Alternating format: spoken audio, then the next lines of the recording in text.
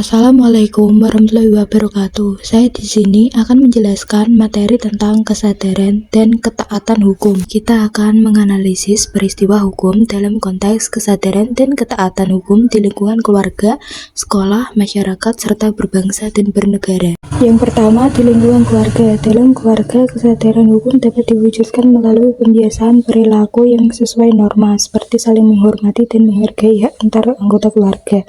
Orang tua dan anggota keluarga yang mematuhi kewajiban hukum seperti mencatatkan pernikahan, membayar pajak rumah, dan memastikan dokumen keluarga lengkap mencerminkan ketaatan hukum di lingkungan keluarga. Yang kedua, di lingkungan sekolah. Kesadaran hukum di sekolah ditunjukkan melalui pemahaman dan pengalaman tata tertib sekolah. Guru juga berperan dalam mengedukasi siswa tentang hukum dan peraturan melalui kurikulum pendidikan kewarganegaraan. Pelaksanaan aturan sekolah atau pengamalan tata tertib sekolah mencerminkan ketaatan hukum. Guru dan staf yang disiplin terhadap jam kerja juga merupakan bagian dari implementasi hukum. Yang ketiga, di lingkungan masyarakat. Masyarakat yang sadar akan hukum memahami pentingnya menjaga ketertiban umum dan menghormati hak orang lain.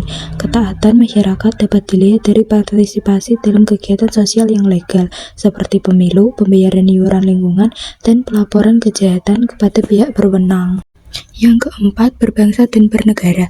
Kesadaran hukum sebagai warga negara mencakup pemahaman hak dan kewajiban yang diatur oleh undang-undang, seperti menjaga persatuan, menghormati lambang negara, dan menaati konstitusi. Ketaatan hukum di tingkat negara diwujudkan dalam kepatuhan pada undang-undang dan peraturan, seperti membayar pajak, menaati peraturan pemerintah, dan mendukung kebijakan pembangunan yang sah. Kesadaran dan ketaatan hukum di berbagai lingkungan adalah fondasi kehidupan yang harmonis, dimulai dari keluarga, sekolah, hingga masyarakat dan negara. Masing-masing individu harus memahami perannya dalam menciptakan keteraturan dan keadilan sesuai dengan aturan yang berlaku. Dukungan pendidikan, sosialisasi hukum, dan penegakan hukum yang adil adalah faktor penting untuk meningkatkan kesadaran dan ketaatan hukum di semua lapisan masyarakat. Selanjutnya, saya akan memberikan contoh positif ketaatan hukum di lingkungan keluarga. Seperti video di atas, contoh positif di lingkungan keluarga yang pertama yaitu tidak kekerasan dalam rumah tangga. Anggota keluarga yang menghindari KDRT dan melindungi hak serta kesejahteraan keluarga mencerminkan penghormatan terhadap hukum perlindungan keluarga. Yang kedua yaitu pendidikan anak. Orang tua yang menyekolahkan anak sesuai aturan wajib belajar merupakan wujud kepatuhan terhadap hukum pendidikan. Untuk contoh negatif di lingkungan keluarga yang pertama yaitu mengabaikan kewajiban pendidikan anak, tidak menyekolahkan anak hingga jenjang pendidikan wajib belajar termasuk melanggar hukum pendidikan. Yang kedua, kekerasan dalam rumah tangga. KDRT merupakan pelanggaran hukum yang mencerminkan ketidaktaatan terhadap aturan perlindungan keluarga. Selanjutnya, saya akan memberikan contoh positif dan contoh negatif ketaatan hukum di lingkungan sekolah. Seperti video di atas, contoh positif di lingkungan sekolah yang pertama yaitu mendengarkan guru yang sedang menjelaskan materi. Yang kedua, tidak menyontek saat mengerjakan ujian maupun mengerjakan tugas. Untuk contoh negatif di lingkungan sekolah yang pertama yaitu makan, minum, bermain ponsel, serta berbicara dengan teman sebangku saat pelajaran. Yang kedua, menyontek, baik saat mengerjakan tugas atau saat ujian.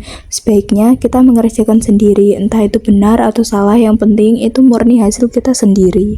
Selanjutnya, saya akan memberikan contoh positif dan contoh negatif ketaatan hukum di lingkungan masyarakat.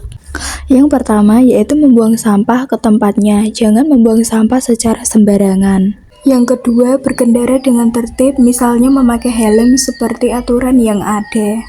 Untuk contoh negatif yang pertama yaitu membuang sampah secara sembarangan atau tidak pada tempatnya. Yang kedua yaitu bonceng tiga dan tidak pakai helm. Ini sangat bahaya dan melanggar aturan hukum, jadi jangan pernah dilakukan.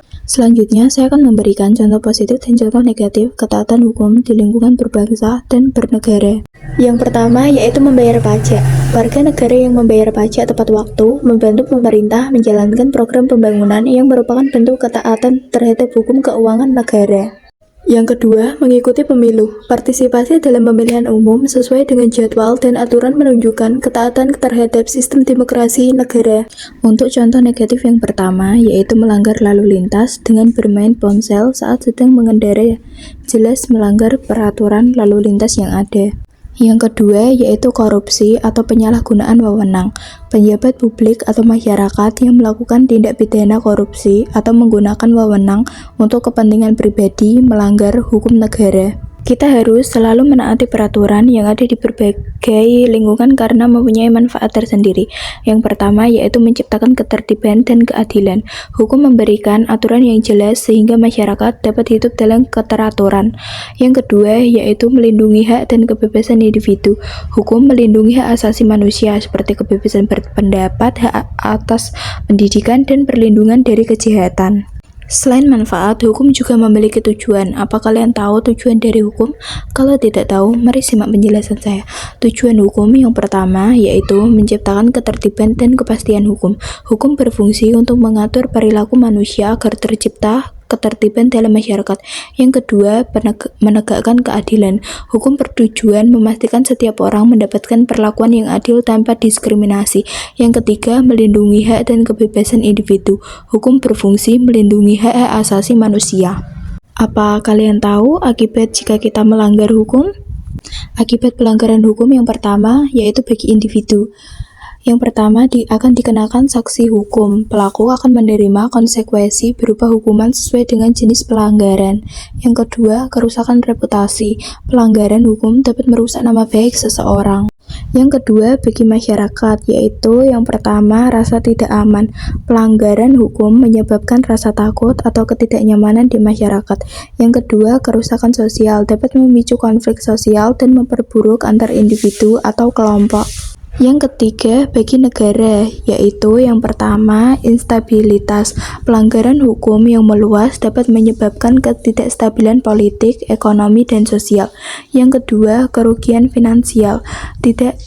Tindakan seperti korupsi, penggelapan pajak dapat merugikan keuangan negara.